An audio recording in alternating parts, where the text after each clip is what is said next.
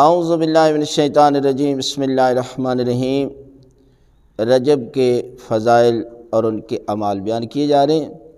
اس لیے کہ رجب وہ مہینہ ہے کہ جس کی بہت زیادہ فضیلت بیان کی ہے کہ اس میں انسان اگر استغفار کرتا ہے تو اس کا ثواب بھی بہت زیادہ ہے، اگر کوئی نماز پڑھتا ہے تو نماز کا بھی بہت زیادہ ثواب ہے،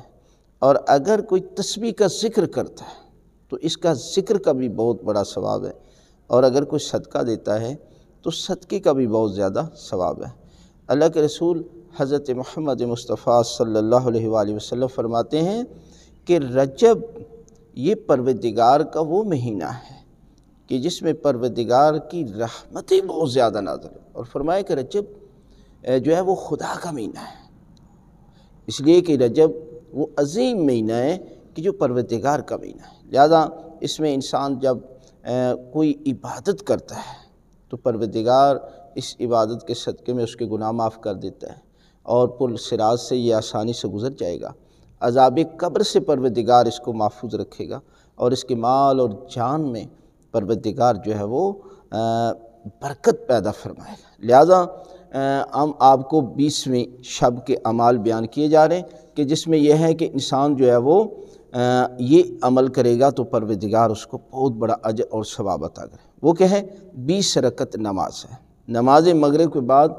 20 رکعت نماز پڑھیں، دو کر کے، اور پہلی رکعت میں سورہ الحمد کے بعد ایک مرتبہ سورہ توحید یعنی سورہ قل هو اللہ احد، نیت یہ ہوتی ہے 2 رکعت نماز پڑھتا ہوں قربتاً الی اللہ، سورہ الحمد کے بعد سورہ توحید، دوسری رکعت میں بھی سورہ الحمد کے بعد ایک مرتبہ سورہ توحید کی تلاوت کریں گے تو پروردگار جو ہے وہ اس اعمال کے صدقے میں اس کے اہل و عیال